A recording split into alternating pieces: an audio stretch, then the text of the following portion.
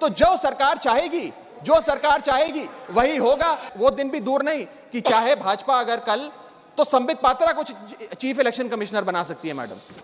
Supreme court ने कहा 3 मेंबरी समिति होगी जो तय करेगी कि चुनाव आयोग में कौन कौन बैठेगा, प्रधानमंत्री, लीडर ऑफ ऑपोजिशन और चीफ जस्टिस ऑफ इंडिया। इसमें से चीफ जस्टिस ऑफ इंडिया को निकाल बाहर कर एक कैबिनेट मिनिस्टर को इसमें डालकर पूरा नियंत्रण सिलेक्शन समिति का इन लोगों ने बिगाड़ दिया, जिसके चलते आज इस समिति में सरकार के पास 2 वोट हैं। 2:1 से सारे फैसले मेजॉरिटी से सरकार ले सकती है। इसमें सर्वसम्मति से फैसला नहीं लेना, यूनानिमिटी से फैसला नहीं लेना। सरकार चाहे तो 2:1 से कोई भी फैसला ले सकती है, यानी कि सारा नियंत्रण कौन मुख्य चुनाव आयुक्त होंगे, कौन चुनाव आयुक्त होंगे, ये सरकार के हाथ में आ जाता है। और ये एक ऐसी व्यवस्था बनाता है कि एक पार्टी मैन, एक यस मैन चुनाव आयुक्त बन सकता है। वो दिन भी दूर नहीं कि चाहे भाजपा अगर कल तो संबित पात्रा को चीफ इलेक्शन कमिश्नर बना सकती है मैडम। और 2:1 के रेशियो से संबित पात्रा देश के चीफ इलेक्शन कमिश्नर बन सकते हैं। आप सोचिए कि ये कितना खतरनाक होगा अगर वो चीफ इलेक्शन कमिश्नर बन गए। तो अब आप ही सोचिए, 3 मेंबरी समिति है जिसमें माननीय प्रधानमंत्री जी हैं, मान लेते हैं हमारे सदन के लीडर ऑफ ऑपोजिशन मल्लिकार्जुन खड़गे जी उसके सदस्य हैं, और 3rd मेंबर अर्जुन मेघवाल जी कानून मंत्री यहां बैठे हैं वो हैं।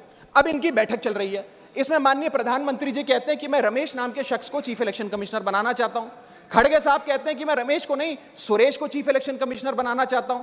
क्या अर्जुन मेघवाल जी जो इसी सरकार के कानून मंत्री हैं वो प्रधानमंत्री जी को ये कह सकते हैं कि नहीं नहीं नहीं प्रधानमंत्री जी, रमेश ठीक नहीं है, खड़गे साहब ने जिसको नॉमिनेट किया है सुरेश, मैं भी उसी के हक में वोट देता हूं, उसका चयन हो, वो चीफ इलेक्शन कमिश्नर बने? ये तो हो ही नहीं सकता। तो जो सरकार चाहेगी वही होगा।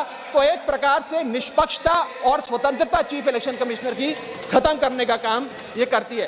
तो जो सरकार चाहेगी वही होगा। वो दिन भी दूर नहीं कि चाहे भाजपा अगर कल तो संबित पात्रा को चीफ इलेक्शन कमिश्नर बना सकती है मैडम।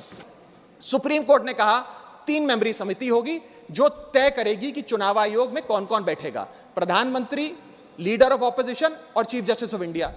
इसमें से चीफ जस्टिस ऑफ इंडिया को निकाल बाहर कर एक कैबिनेट मिनिस्टर को इसमें डालकर पूरा नियंत्रण सिलेक्शन समिति का इन लोगों ने बिगाड़ दिया, जिसके चलते आज इस समिति में सरकार के पास 2 वोट हैं। 2:1 से सारे फैसले मेजॉरिटी से सरकार ले सकती है। इसमें सर्वसम्मति से फैसला नहीं लेना, यूनानिमिटी से फैसला नहीं लेना।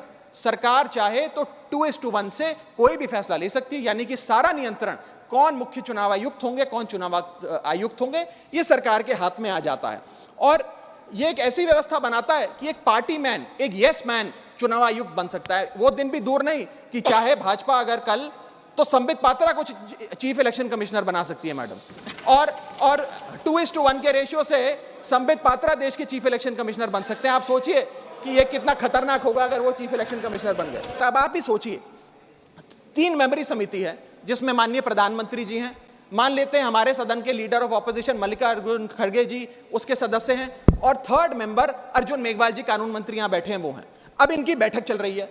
इसमें माननीय प्रधानमंत्री जी कहते हैं कि मैं रमेश नाम के शख्स को चीफ इलेक्शन कमिश्नर बनाना चाहता हूं। खड़गे साहब कहते हैं कि मैं रमेश को नहीं, सुरेश को चीफ इलेक्शन कमिश्नर बनाना चाहता हूं।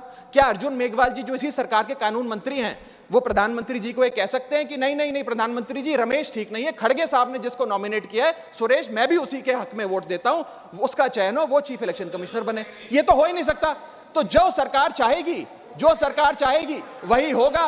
तो एक प्रकार से निष्पक्षता और स्वतंत्रता चीफ इलेक्शन कमिश्नर की खत्म करने का काम ये करती है। Stay with the Times of India for news breaks, analysis, interviews and events. We bring you stories from your neighborhood and from across the globe as well. Subscribe to our YouTube channel.